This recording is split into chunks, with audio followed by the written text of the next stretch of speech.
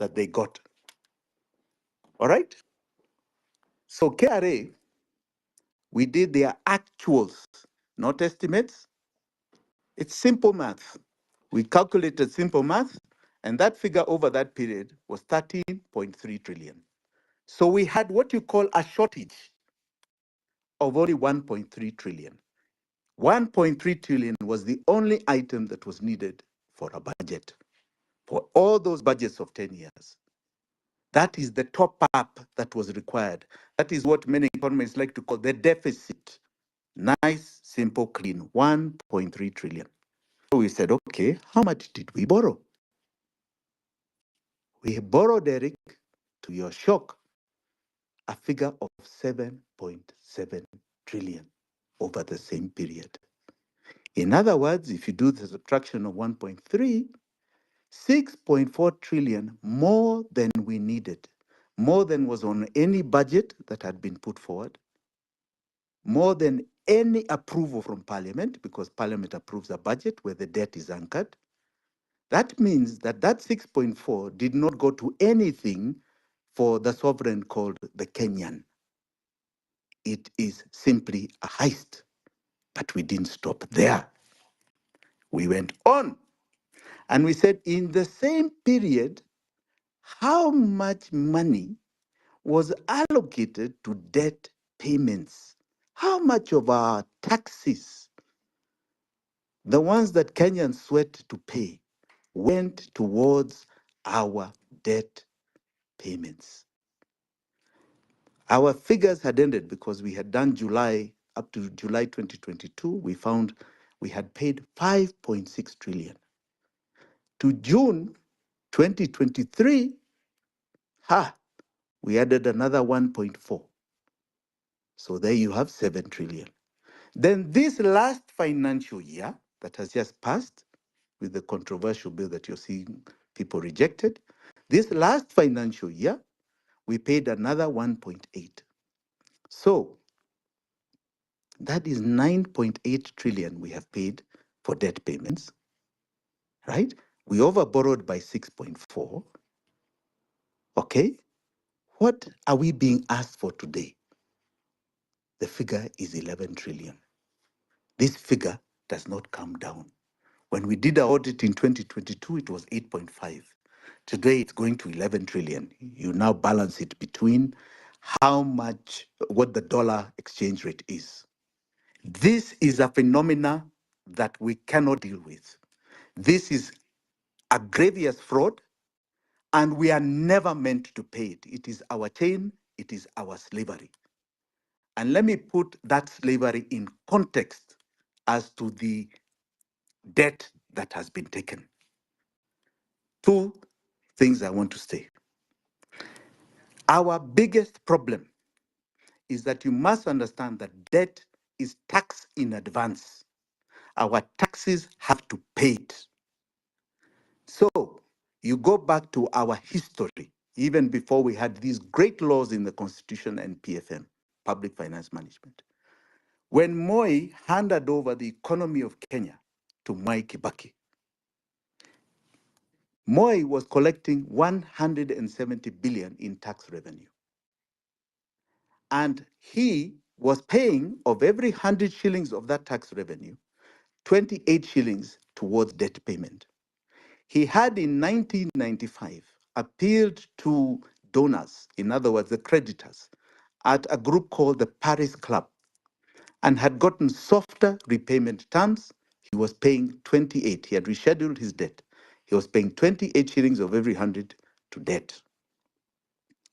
So Kibaki takes the economy and he hands it over to Uhuru in 2013. And at that point, Kibaki has taken revenue to 1 trillion shillings, just under. Just under. And you know how much he was paying to debt of every 100? 18 shillings of every 100 shillings was going to debt payment. So he had brought it down. Great. We had seen the modernization of Kenya because Kibaki is the father of Kenya's modern age. In 2022, Uhuru Muigai Kenyatta, but I must say Uhuru and Ruto were in the same government, hands over to Ruto. And at that point, revenue had gone to something like 2.1 trillion, double. But 70 shillings of every 100 was going to debt. Today, as we are talking, 80 shillings, just under 80 shillings of every 100 of tax revenue we sweat and contribute goes towards the payment of one item called debt. So you can understand why he wants to come and tax us more and do everything he can, because we are at that state where you have just a manager who is simply just receiving money and paying debt. He's not managing any other affair. That is the critical nature we are in. Wait, Jimmy. What did you say? I had something 80, 100, something. Can you repeat it so that it gets deeper Let me into our repeat bone it. marrow? Yes. Let me repeat it. Eric, can you hear me now? Yes, yes, yes. Okay. Let me repeat.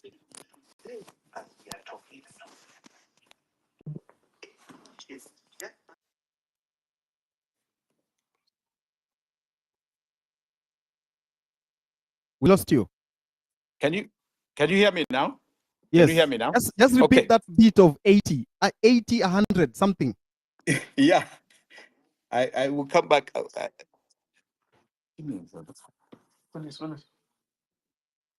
How are our taxes being used? One person in his own personal account having 7.4 billion. 7.4 billion. You go up to Bungoma, where I come from, where poverty is the order of the day. 100 million is siphoned from Bungoma. What are you saying? What are you saying? What is he saying? Yes, go on. What are you saying? Hello, Jimmy. We lost you. Mercy, I can see you here. How are you, Mercy? Can you hear me? Just hold on, Jimmy. Mercy? Can you hear me, Amerix? Just Amerix, hold can on you a hear bit, me? Jimmy. We lost you. Mercy, can you hear me? Mercy? Mercy? We can hear you. Yes, go on, go on, go on. Can you tell us what happened? Why? Because we say debt. The debt problem is because of the political class. And the political class begin this problem by hoodwinking the people down there, the rural people, the voters. They con and steal from them. Then they graduate from the rural voters to the treasury. Can you please tell us, Mercy, what happened down there in Uasin Gishu?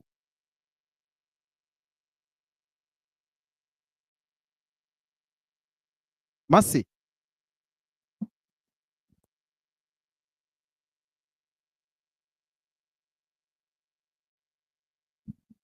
Mercy, is there a problem from your side?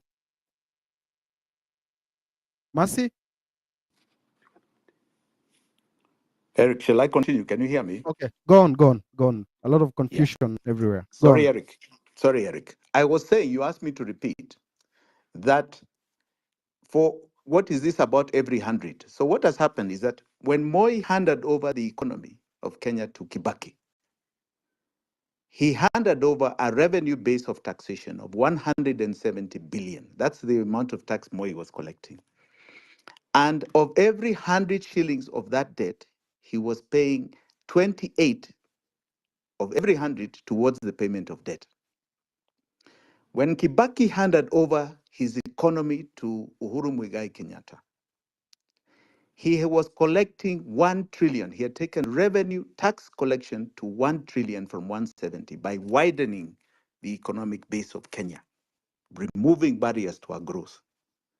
And of every 100 shillings of tax revenue, he was paying 18 shillings towards the payment of debt. Remember, debt is tax in advance. When Uhuru Muigai Kenyatta handed over to William Ruto, but I like to repeat that they were in the same government together, revenue, tax revenue had gone to 2.1 trillion. But for every 100 shillings of that tax revenue, 70 shillings was going to one item called debt payments. Today, the end of the financial year 2023-2024, which ended June 30th. The calculations are the following: that for every 100 shillings, tax return revenue has gone to 2.4, but for every 100 shillings of that 2.4, 80 shillings, just under 80 shillings, is going towards the payment of debt. We are in an ICU situation. And unfortunately, as I said earlier, this debt did not come to us. It was never for our benefit. It is contrary to our laws, and we cannot and should not pay it. We should call it what it is, a fraud on the Kenyan people. And that fraud is leading to our strangulation and our enslavement, because this fraud continues for the next 10 years, unabatedly increasing. These debt payments do not decrease. We paid 1.8 this last financial year. We are paying a similar amount, probably even more, because I'm sure the dollar will not remain where it is. Then this coming financial year, it's going to be more in 2026. It will be horrific. This is why we are in the problems we are facing. And I want to explain this debt in terms of its composition. When Moi was rescheduling his debt, he was only dealing with one party called the Paris Club. That is where you have the bilateral donors. You have IMF, you have World Bank, you have what you call the bilateral agreements with, the Western world. Today, we have a Madrid. We have 4 pockets. We have the bilateral Paris Club. We have the Chinese debt. We have something else called the London Club. The London Club debts are the Eurobonds you've been hearing about, are the so-called syndicated loans from these Western banks that are really commercial loans. And then you have the 4th, which is called domestic debt. These bonds and bills people keep subscribing to every so often. A fraud beyond your imagination. These are the 4 pockets. And I can tell you today. Okay, Jimmy. Yes. Okay, Jimmy.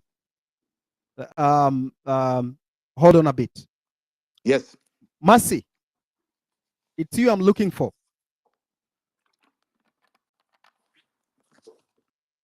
Mercy, go on. Your mic is on. Go ahead and speak.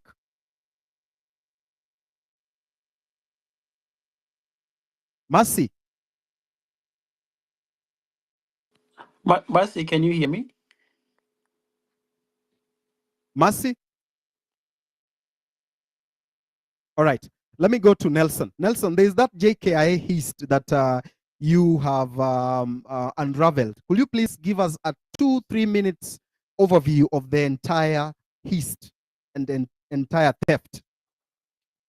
Yes, thank you, Amerix.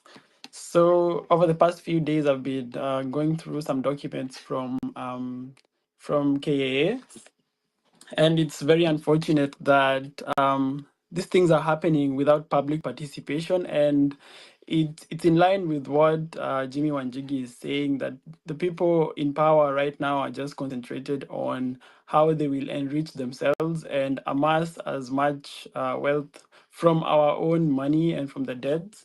And if you look at this deal, okay, let me start from the beginning. So, hello. Thank you so much for hosting us. Can you hear me? Yeah, Mercy, we can hear you. Hello, can you hear me? Yes, we can hear you. Can you hear us? Mercy, can you hear me? Okay, I think. All right. So thank you so much all for showing up. Thank you so much for hosting us. I'm going to start my presentation with a story. This story is about Chelangat Mutai. Then I will talk about the Finland scandal and the fertilizer scandal together with the bad seeds. Chelangat Mutai was when he was the vice president and the board chair of Highlands Girls High School, which is now Moi Girls High School. Why? For speaking truth to power. Chelangat Mutai did exams from outside, passed, and went to UN. Chelangat Mutai would write articles for the UN magazine that also spoke truth to power. There was a time that UN had a strike, and UN attributed some of her articles to a strike that took place. Chelangat Mutai was expelled again and went back to the village, where she started to teach. Chelangat Mutai got a scholarship to go to Harvard through a professor who was at UN. The only thing that they needed from her was a passport. She had accommodation, she had transport, she had everything. But now when it got to the passport, this is where the problem started. Moi declined to give Chelangat Mutai a passport. Instead, he took her file and he put it away and said that she's not going to get a passport. So they sent very many people to go and talk to him, her uncle who was in the military, her relatives, but he refused. And now this started her career. How? Because kama mumekata atoke Kenya, she decided she was going to make Kenya work for her. That is how she became the first woman, first Kalenjin woman, and the youngest member of parliament in Kenya. The Uasin Gishu Finland Canada scandal. I'm not going to talk about myself or any of the students. Today, I will talk about 4 parents, only 4 out of 379 parents. Number 1 is Guka. If you listened to me, ile siku nikiongea, niliuliza those leaders, nikawauliza, nyinyi mumesema tukuje meeting hii time. Mumefika saa ngapi? Guka hapa hajakula. The Guka that I was talking about was 75 years old at the time. He lost 1.2 million to this scandal. How? He had a grandson. Aka decide now, okay, now I cannot give you this land because this land is, by the time in Africa, when you need to help yourself, it is not going to be enough. So what am I going to do? This is your inheritance. But because unataka kwenda kusoma, what I am going to do is I am going to sell this land so that I pay for you school fees, you go. So he sold the inheritance of the grandson. Then these people, he was very vocal in the beginning, very, very vocal. He would talk about it, he would come for meetings, and then all of a sudden, he would not show up. You would go look for him and he would just be silent na naambia nyinyi mtulie tu watawalipa tu msijali. And so you wonder, what did these guys do to Guka so that he does not want to speak? Because he was not paid. We asked him, were you paid? He said, I was not paid. There's a widow who had her firstborn in this scandal. Again, she paid 1.2 million. And she got this money by selling her property. She sold her plot with her house inside it, inside the plot. So she sold, aliuza nyumba na kauza plot yake. Siku hizi wanaishi kwa rentals. So that huyu mtoto akitoka hapa, akuje atusaidie, asaidie siblings wake, waone venye make, yani watajisaidia tu in this life. Now they are living in a rental house. Unaweza imagine majirani wakipita what they say, because first of all, she's a woman. Secondly, yeye ni widow. Third, sahi aliuza shamba yao. Sasa sahi wako kwa rent. Can you imagine the shame, first of all, and then the mental torture that huyu mzazi ana go through? You have sold everything. Wewe na mtoto wako mnakaa hapo kwa nyumba, mnaangaliana, mnashangaa tutafanya nini? There's no, when you ask these people, they wanauliza, wewe ulipea Mandago pesa yako, ama ulipea Chelili, ama ulipea nani? And you know very well, ulilipa kwa county. There's a widower who had 3 kids. He lost 4.2 million to this. 4.2. He sold his 5 acres of land. Na kama wewe unatoka Shags, ata anyone knows how land is so precious. Very precious. Akauza 5 acres. Na tulikuwa tumepewa 2 weeks 2 weeks mkuwe mmeleta pesa, kama hujaleta pesa unakuwa disqualified. So this man, he's a widow, he has raised his 3 daughters, ameenda ameuza shamba yake in 14 days. So that means hiyo shamba imeenda at a throwaway price, because you cannot get a buyer in that span of time mwenye atanunua na that amount, like the right amount of money. So he lost 4.2 million. Tulienda mkutano, the last meeting alikuja, tulikuwa na Chelili, Mbarorot na Mandago, na akawaambia mimi nimelipa pesa zangu, niliuza shamba, na akasema niliuza shamba zangu eka 5 nikalipa 4.2 million. Saa hii sina mahali pa kuenda, sasa wacha nirudi nyumbani, nikifika huko nikae tu, mtakuja mnizike. The worst thing is that this man would not have found out about this because anatoka uko ndani, ziwa ndani.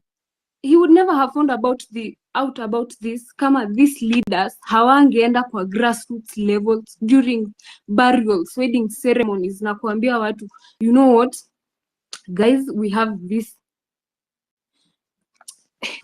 this program that is taking people abroad. So he sold his 5 acres. You can imagine. And now when he asks again, anaulizwa, wewe ulipea pesa yako nani? Lastly, I will talk about a parent with 2 kids. This man lost 2.5 million Kenya shillings. He had 2 daughters in this scandal. He paid 2.5 million to the same account. Then this thing, pesa ikapotea. Mpaka sahi bado sisi wote, everyone mwenye alikuwa kwa hii kitu ako Kenya. Ilibidi ametoka Wasingishu kwa sababu this was his pension. Ilikuwa mpango yake. Alikuwa amejiambia, unajua, niko na watoto, nikilipia watoto hizi pesa wanaweza jisaidia kimaisha, waone kenye watafanya, waende wasome, maybe in 1 year 2 years wanaweza rudi Kenya wanisaidie. So hivyo sahi wote wako nyumbani. Imebidi atoke Wasingishu, ameenda Baringo kufanya nini? Farming gani? Ya nyanya. All of us know if you're a farmer, unajua how farming ya nyanya ni very yani inahitaji so much care. It is not like maize where you just plant and then you leave, you go. This is tomatoes which require you to stay hapo the whole season. Huyu mtu ametoka civilization, ameenda uko in the middle of nowhere. Why? Again, to start over. A 65-year-old man trying to start over, aone venye atajisaidia kimaisha. Amechukua hizi pesa, na sahi tena mkienda kuuliza, wanauliza, wewe ulipea Chelili pesa, ulipea Mandago pesa, ulipea Barorot pesa, ulipea nani? But okay, that is what your government can do for you. All right, Mercy. Just so nyinyi mnawapea pesa and then wana decide mmetupea pesa, sasa let us put it into better use. Right. So mbona mna complain na nyinyi mko ndani ya serikali? Si huyu ni mtu wenu mwenye anawatakia mema. Si mmempea pesa, si mumpe time aende put your money into better use. Why are you hurrying? Why are you disturbing just people? hold on, Mercy. Why can't you wait? We put your money into better use and then decide that we are going to now pay for you school fees if we want, or maybe refund. All right. Then they will ask you, why are you fighting a government that is working? Because see, the government is working. Everyone can see. You pay your money, the government works for you. It takes your money, it puts it into better use. And then now what you have to do is wait so that you can see the fruits of this labor. All right. Sasa juzi, they have decided, because Mercy.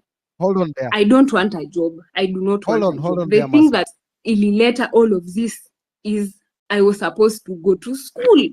So why do you want to give me a job when ningekuwa nimeenda kusoma? Now they have seen they cannot get to me, so they start using proxies. You start talking to my family and start telling them, kwani huyu mtoto ameulizia appointment akanyimwa, ameulizia dialogue akanyimwa, ameapproach nani akakataa kumpea kazi? Huyu mtoto anataka kuenda kufanya kazi wapi? Mbona tunaongelea kazi ya mtu mmoja na kuna 379 others who are suffering, who have sold their land, who have sold their property penye wanaishi. All right, Mercy, hold in there, hold there. But that is your government for She you. can't hear me well. Let me bring in Francis. Gaido, what is your comment on all these issues of politicians stealing money, stealing loans, looting money all over? What do you think is the way forward here? What are we going to do as citizens? Because we cannot keep on talking, tweeting, writing, posting. We need action. We need to take action. We need to take action. Amerix, we are tired of this bullshit. We are tired of the garbage we are seeing everywhere. So let me tell you something weird I observed today. So after the Trump assassination attempt, then immediately I saw Elon Musk. Elon Musk said that he has endorsed Donald Trump for the presidency in light of the happenings of today. Now, I was like, can you imagine if a businessman in Kenya tried endorsing a candidate for president, what would happen? We have seen the repercussions. We have seen everything that happens in Kenya when you align with one individual or presidential candidate. It's become so bad that if you are involved in politics, you are socially and economically isolated. We saw during especially Uhuru's presidency, which was very vindictive, very toxic, Uhuru ensured that everyone was below him because he wanted to remain as the alpha and omega. And so we have to anchor our economic policies to transcend individual or personal party loyalties and whatever, so that we don't have a situation where we have one singular individual whose only ambition in life is to ensuring everyone else falls so that he can remain on top. That was one thing I noticed. I was just trying to juxtapose what was happening there to here, but then we come to why we are in the situation we are in, who is influencing our policies, who is deliberately crafting our downfall, who is making sure that we remain poor, we remain an oppressed people. Number one, I can always say it's the opportunists, the people who have profited from our misery, our collective misery. Is number one is the foreigners.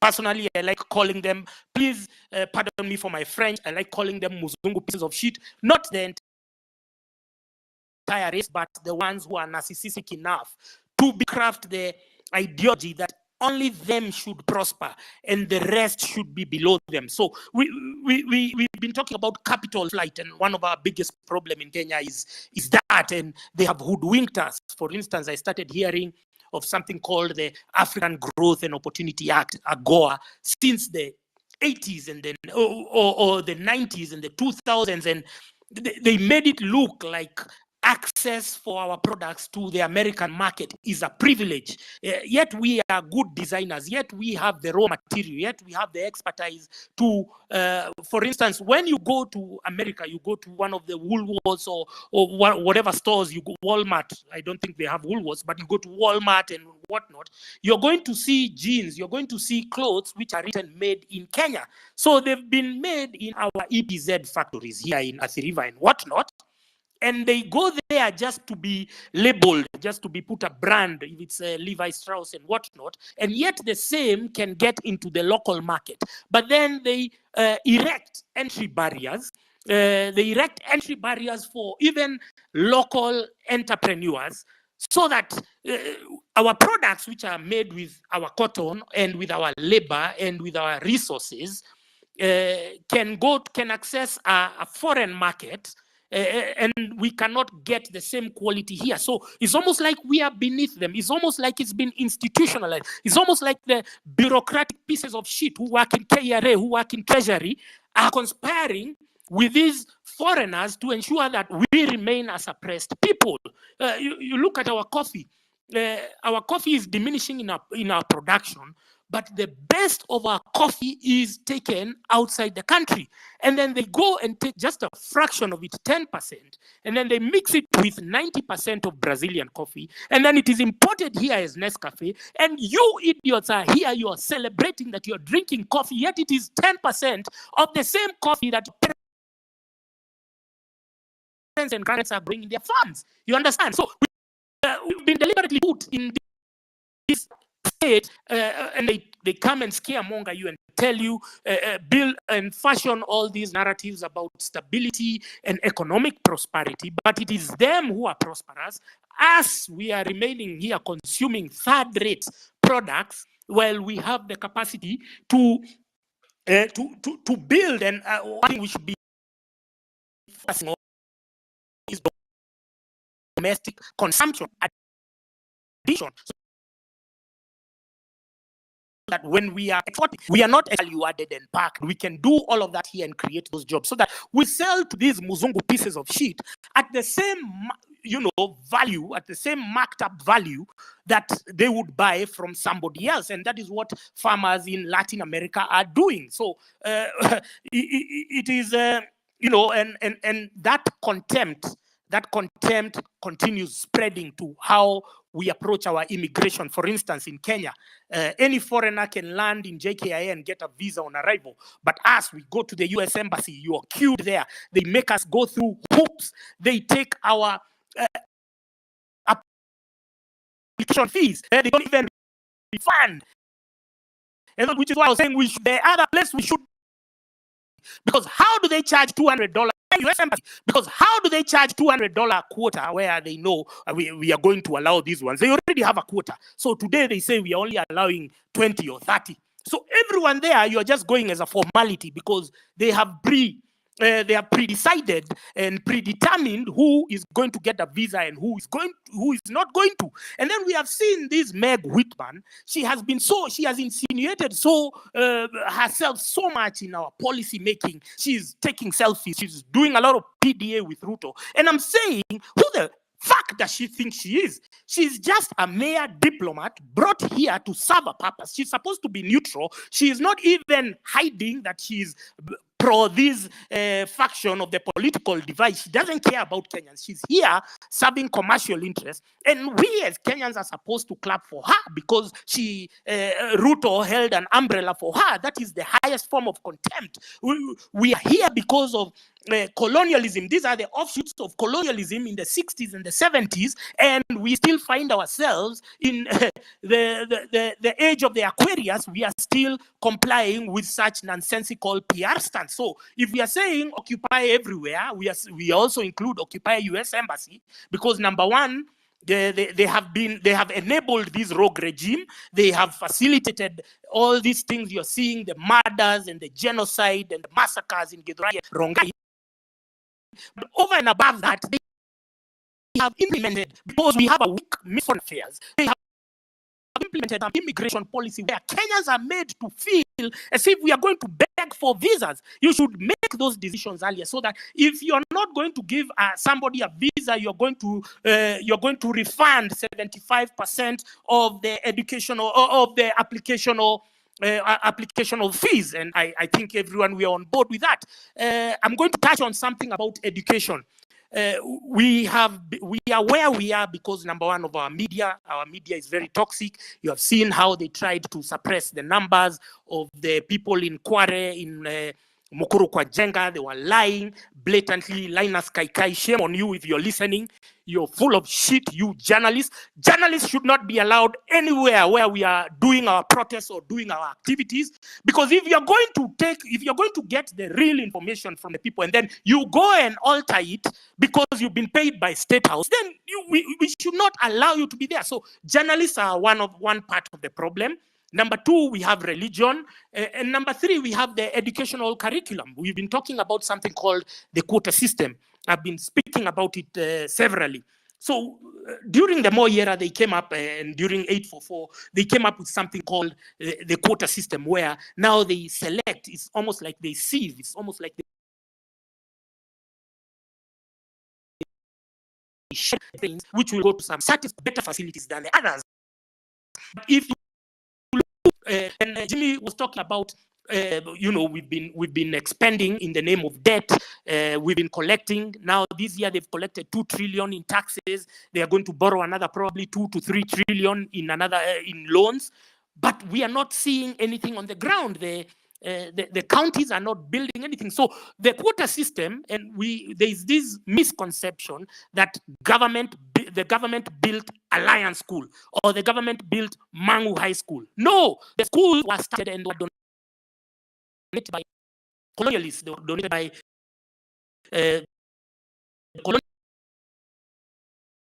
because they had grabbed our land. Now, stupid by then to be hoodwinked with a church. It was always the Holy Trinity. So there was always a church, a school, and a hospital. So they hoodwink you with that. They give you that trilogy. And so the land was what was donated, and then they mostly donated it to the church. But the parents who took their children there were always charged a development fee, and that development fee was in every fee structure. And that is what was used to build the schools. Over and above that, there used to be harambes. So there is nobody who can claim that the government has ever built any school.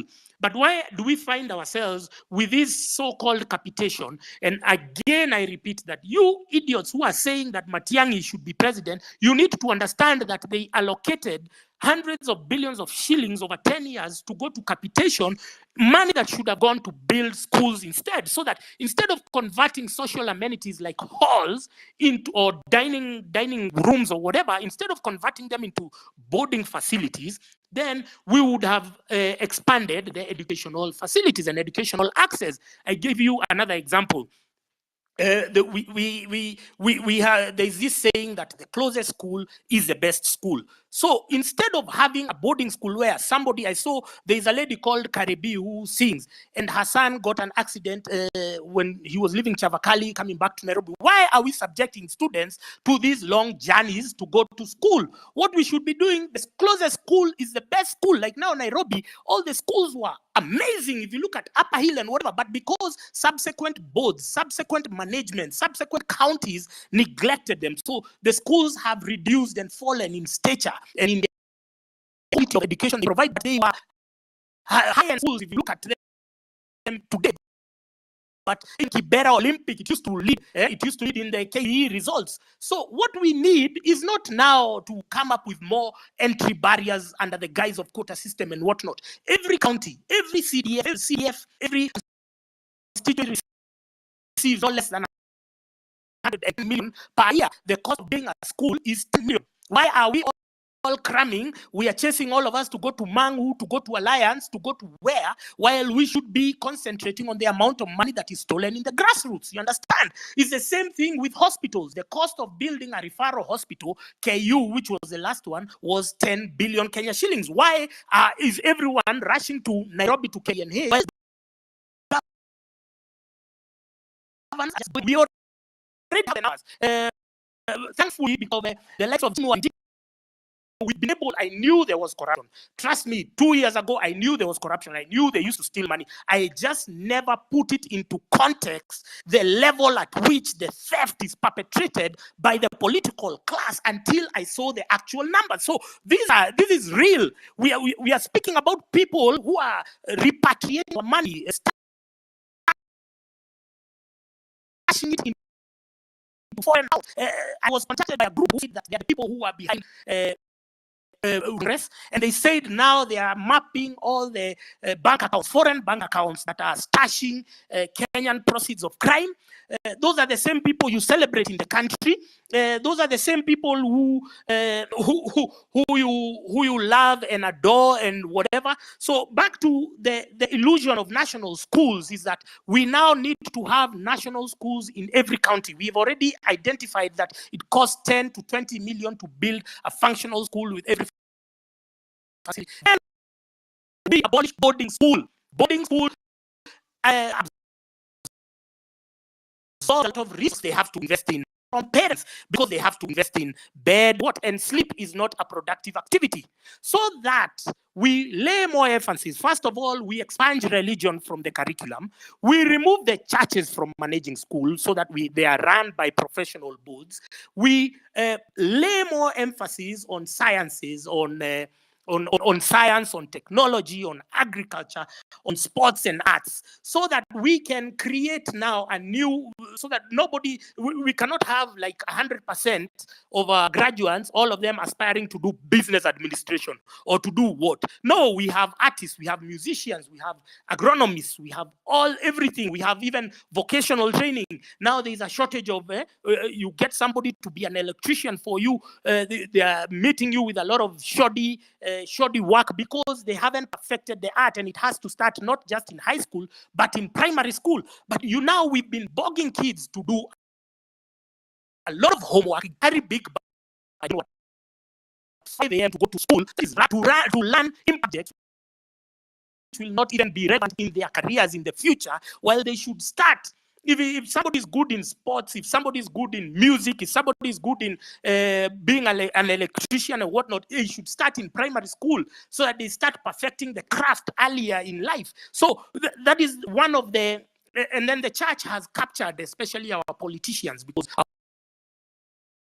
politicians have masses when they go and address masses and then comes on TV and then they feel they stroke their bloated egos. Absolutely not. The church can be there, as an oversight. And then religion should be a mandatory undertaking in every school. If a kid feels they are Christian, nobody should block them. If there's a Muslim, there should be all those facilities in every school. But they should not be driving policy. They should not be herding students to their mental impotence. We have seen the position they have taken in our political dynamics today. We don't trust them. We no longer listen to them because they have shown us that given an opportunity, they will be always inclined to identifying and gravitating towards thugs and thieves like William Ruto and Rigathi Gachagua and whatnot. So we remove them from the educational establishment and let's start investing in our youth so that, Amerix, how much longer? How much longer? 1 minute. 1 minute. Okay. So we expunged religion from the curriculum because this CBC was an imposition of Fred Matiang'i and Uhuru and God knows who else. We don't know whether there was public participation, but even if there was, we have come to understand that public participation in Kenya is a formality. It's just done, for the cameras. But now let's be intentional. And even as we are talking about overhauling the political structure, let every sector contribute in a way. You already know the challenges that affect you in whether it's in industry, whether it's in agriculture, so that overhaul our economic so that we build and we anchor it to the constitution.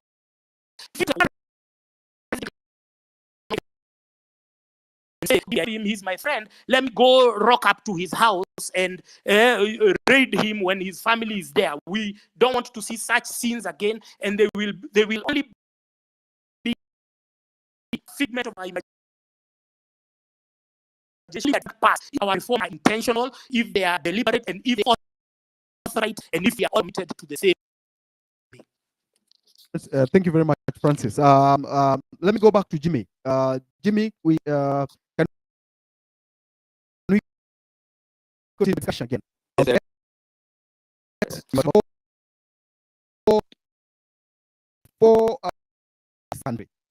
Yes, Amerix, saying that we have what you call 4 pockets of debt. And the 4 pockets are described this way. The Paris Club pocket.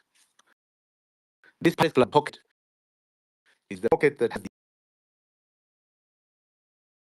the IMF, Bank, and all the Western agreements. We have another, which is called the London Club debt. The London Club debt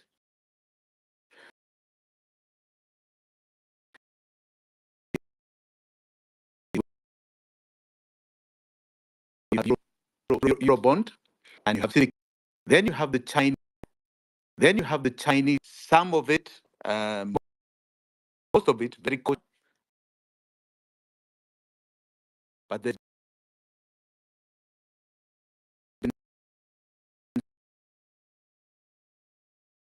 some study of something that was glaringly pro for development. Only pro for development. So you find in the Paris update, you, for example, or British aid funding in education, or there is a road being built by the Italians. It's on the budget. It is always in what you call the appropriations bill. The appropriations